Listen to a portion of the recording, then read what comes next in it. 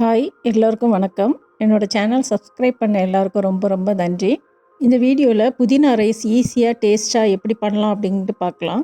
புதினா ரைஸ் பண்ணுறதுக்கு ஒரு கையளவு புதினாவை நல்லா வாஷ் பண்ணிவிட்டு ஒரு சின்ன மிக்ஸி ஜாரில் போட்டுக்கிறேன். ஒரு 3 பச்சை மிளகாய், 2 பல்லு பூண்டு தோலோடையே போட்டுக்கிறேன். ஒரு சின்ன துண்டு இஞ்சி, இதை கட் பண்ணி போட்டுக்கலாம்.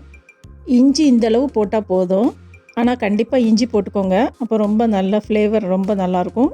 இப்போ மிக்ஸி ஜாரில் கொஞ்சமாக தண்ணி விட்டு நல்ல ஃபைன் பேஸ்ட்டாக இதை அரைச்சி ரெடியாக வச்சுக்கலாம். இதில் இஞ்சி பூண்டுலாம் போட்டிருக்கனால ஹெல்த்தியாக டைஜஷனுக்கும் ரொம்ப நல்லாயிருக்கும்.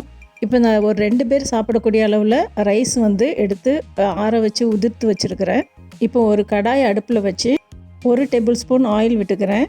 எண்ணெய் காஞ்சோன்னா ஒரு 1/2 டீஸ்பூன் கடுகு, ஒரு 1/2 டீஸ்பூன் உளுத்தப்பருப்பு போட்டுக்கிறேன். 1/2 டீஸ்பூன் கடலைப்பருப்பு, 1 டேபிள் ஸ்பூன் அளவு வறுக்காத வேர்க்கடலை போட்டு இதை லைட்டாக ஃப்ரை பண்ணிக்கலாம். கடலை பருப்பெல்லாம் ஒரு கோல்டன் ப்ரௌன் கலர் வர வரைக்கும் வறுத்து எடுத்துக்கலாம். கரிஞ்சிடக்கூடாது, கொஞ்சம் மீடியம் ஃப்ளேம்லேயே வச்சு வறுத்துக்கோங்க. இப்போ ஃப்ரெஷ்ஷான கருவேப்பிலை ஒரு 2 கொத்து கருவேப்பிலையே போட்டுக்கிறேன். கொஞ்சமாக பெருங்காயத்தூள் போட்ட எல்லா பொருளுமே நல்ல ஃப்ளேவர் வர வரைக்கும் வதக்கி விட்டுட்டு இப்போ அரைச்சி வச்சுருக்கிற புதினா பேஸ்ட்டை போட்டு கொஞ்சம் மிக்ஸி ஜார்லேயும் கொஞ்சமாக தண்ணி விட்டு அதையும் இது கூட சேர்த்துக்கலாம். சேர்த்துட்டு ஒரு 3 மினிட்ஸ் நல்லா கொதிக்க விடுங்க. நல்லா கொதிக்கட்டும், நல்ல ஃப்ளேவர் வரும். அந்த ஸ்டேஜில் லைட்டாக எண்ணெய் பிரிஞ்சு வரக்கூடிய அளவில் நல்லா வதக்கி விட்டுக்கலாம்.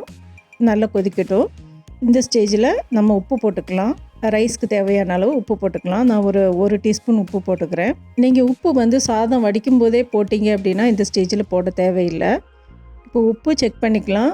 தேவைப்பட்டுன்னா இப்போவே போட்டுக்கோங்க. இந்த ஸ்டேஜில் நம்ம எடுத்து வச்சுருக்கிற ரைஸை இது கூட போட்டு நல்லா மிக்ஸ் பண்ணி விட்டுக்கலாம். அவ்வளோதான், புதினா ரைஸ் ரெடி ஆயிடுச்சு. இது லஞ்சுக்கு பேக் பண்ணுறதுக்கெலாம் ரொம்ப நல்லாயிருக்கும். ட்ரை பண்ணி பாருங்கள். உங்களுக்கு இந்த வீடியோ பிடிச்சிருந்தனா லைக் பண்ணுங்கள், கமெண்ட் பண்ணுங்கள். சப்ஸ்கிரைப் பண்ணலன்னா please subscribe my channel. Thank you for watch.